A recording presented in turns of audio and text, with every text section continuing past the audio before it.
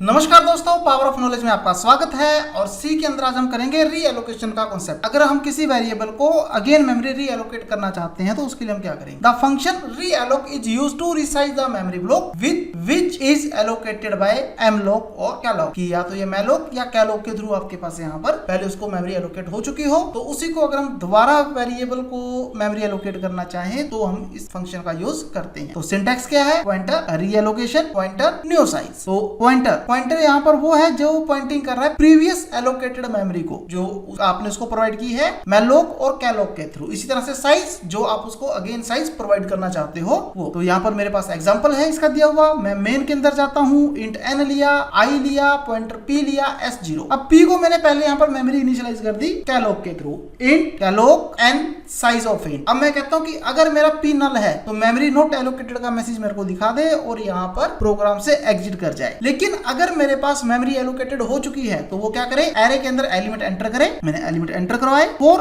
i equal to 0, i less than n plus plus i। Scan f किया किसके अंदर? Pointer के अंदर, पॉइंटर प्लस i के अंदर। तो पॉइंटर प्लस i के अंदर स्कैन करते ही मैंने उसको यहाँ पर सम भी करवा दिया, s plus equal to pointer में जहां भी मेरी वैल्यू स्टोर है उसके सम को प्रिंट करवाया। फिर मैं यहाँ पर p पॉइंटर के अंदर जाता हूँ और उसको अगेन मेमोरी रीएलोकेट करता हूँ। पहले मैंने उसको साइज कितना दिया था यहाँ पर, जब मैं पहले वर्किंग को परफॉर्म करना चाहता था n के इक्वल, कि जितनी मैंने n की वैल्यू डाली है वो उसके हिसाब से उसको साइज रिप्रेजेंट कर दी। लेकिन अब मैं कहता हूँ कि उसको जो वर्किंग परफॉर्म करनी है उसको कम से कम वो 6 का साइज प्रोवाइड कर। तो अगेन मैं वर्किंग के अंदर गया, मैंने वही n की परफॉर्म की, प्लस प्लस साइज सेम वही प्रोग्राम रखा और वर्किंग को परफॉर्म करवा दिया। मेमोरी में उसको अगेन रीएलोकेट कर चुका हूँ। तो जब मैं उसको मेमोरी रीएलोकेट कर चुका हूँ वो उसके हिसाब से मुझे यहाँ पर रिजल्ट प्रोड्यूस करवा दे। तो ये देखिए, पहले मैंने उसके अंदर एलिमेंट डाले 3, 34, 28, 8, उसने सम दिखा दिया 73। जब मैं अगली बार उसके अंदर गया तो मैंने अगली बार उसको क्या किया, यहाँ पर 3, 28, 33, 8, 10, 15 वैल्यूज ज्यादा प्रोवाइड करवा दी। ज्यादा प्रोवाइड करवाई, सही भी ज्यादा चाहिए था, वो उसने उसको रीएलोकेशन से प्रोवाइड करवाया और आपको सम रिप्रेजेंट कर दिया। तो अब प्रोग्राम में मेमोरी ब्लॉक एलोकेट किया कैलॉक के थ्रू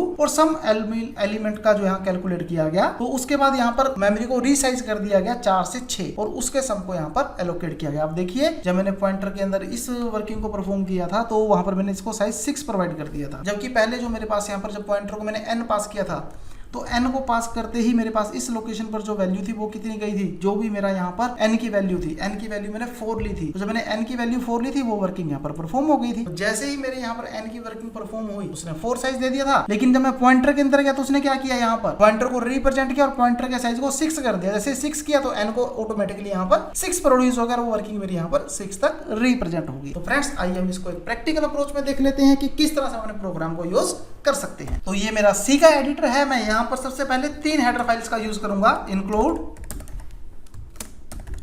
studio.h, include conio.h,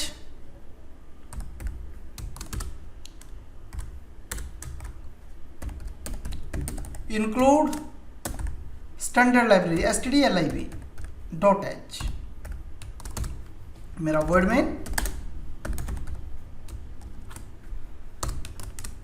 अब मैं सबसे पहले यहां पर ले लेता हूं इंट n, जिसके अंदर मैं वैल्यूज प्रोवाइड करना चाहता हूं या लिमिट प्रोवाइड करना चाहता हूं। इसी तरह से पॉइंटर p, मुझे p की भी रिक्वायरमेंट है कि मुझे p को यहां पर यूज करना है। और एक मैं यहां पर लेता हूं सम इक्वल टू 0, जिसमें मुझे वैल्यू का सम करवाना है। तो फिलहाल मैंने ये 3 वेरिएबल लिए, क्लियर स्क्रीन किया और सबसे पहला काम किया प्रिंट एफ एंटर लिमिट। जितनी भी लिमिट में यहां एंटर करवाना चाहता हूं उसको स्कैन एफ करवाया, %d, m %n के अंदर। अब n यहां पर मेरा जो है वो एक तरह से मेरे एरे का साइज बन जाएगा या पॉइंटर का साइज बन जाएगा। मैं एक वेरिएबल यहां पर i भी ले लेता हूं लूप के लिए, क्योंकि मुझे उसकी भी रिक्वायरमेंट पड़ेगी। अब मैंने अपने पॉइंटर को यहां पर साइज रिप्रेजेंट किया, pointer int star n comma size of int, और यहां पर मेरा मेथड नहीं। तो इतनी वर्किंग परफॉर्म करवाने के बाद मैं यहां पर साइज एंटर करवा चुका हूं। अब मैं यहां पर करता हूं प्रिंट एफ एंटर नंबर्स। जितने भी नंबर मैंने एंटर करवाने वो मैंने करवा दिए। For i equal to 0, i less than n, i plus plus और प्लस प्लस i आपकी रिक्वायरमेंट के बेस पे आप जो भी यूज कर सकते हो, आपको इतना इशू नहीं है। और मैंने स्कैन एफ करवाया,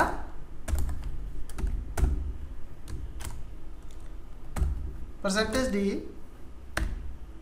और एम परसेंटेज पॉइंटर यानी p प्लस i इसके अंदर। और इसी तरह से मैंने सम करवाया, sum equal to s plus p आपका पॉइंटर है star p plus i, print F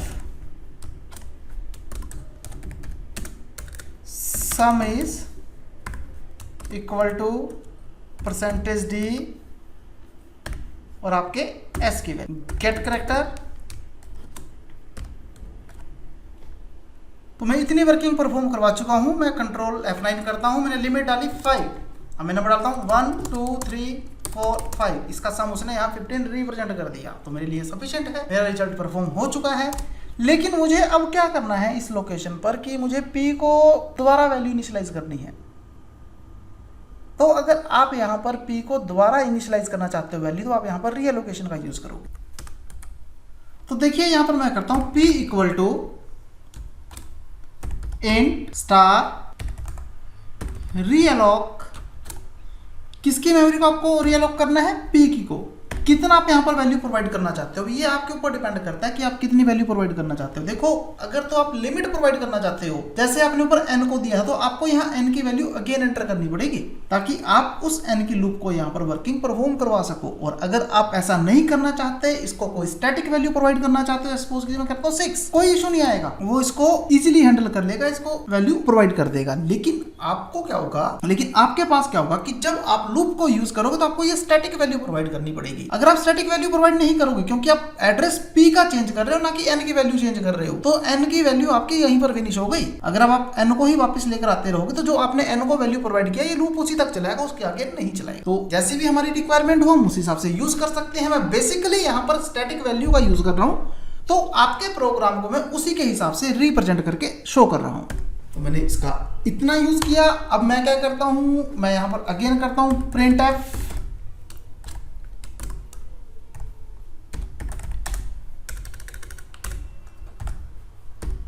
enter numbers. मुझे नंबर्स एंटर करवाने हैं, आपको नहीं पता कितने करवाने हैं, वो कंपाइलर आपसे अपने आप पूछ लेगा।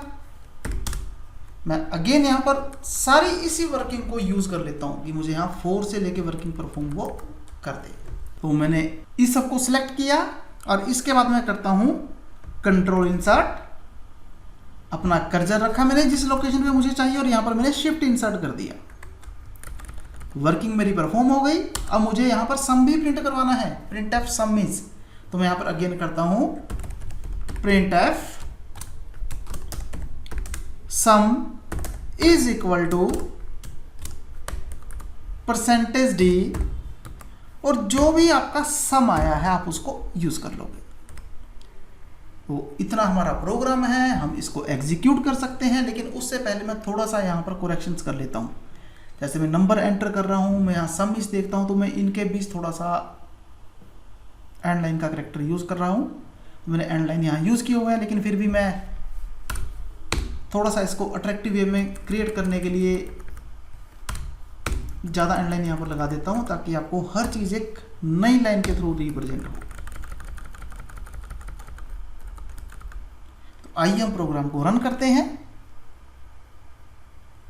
मैंने लिमिट डाली 3 की, तो नंबर डाले 1 2 3, उसने सम दिखा दिया 6। अब अगले में हम लोग को 6 नंबर डालने हैं, 1 2 3, सॉरी मैंने यहाँ पर n को किया तो उसने n तक ही रिप्रेजेंट किया। देखिए वो बार बार मैं जो आपको कह रहा था, मैं खुद उस चीज़ को भूल गया और वो चीज़ मैं यहाँ पर परफॉर्म नहीं कर पाया। तो मैं यहाँ पर इसको 6 कर देता हूँ। अब ये उसी वर्किंग को परफॉर्म करेगा जो मैं चाहता हूँ। तो मैं इसको कंट्रोल F9 करता हूँ। 1 एक नंबर एंटर किया, 1 आया। यहाँ मेरे 6 नंबर हैं, 1 2 3 4 5 6। तो मेरे पास सम उसने उसी हिसाब से रिप्रेजेंट कर दिया। आप यहाँ लिमिट दोबारा एंटर करना चाहते हो तो आप यहाँ पर दोबारा कर दीजिए, वो आपके ऊपर डिपेंड करता है जैसे भी आपके प्रोग्राम की रिक्वायरमेंट है। मैं यहाँ पर कर देता हूँ print F again enter limit, sorry, अगर मुझे लिमिट एंटर करें तो लिमिट भी मुझे रीएलोकेशन से पहले ही करनी पड़ेगी। printf enter limit,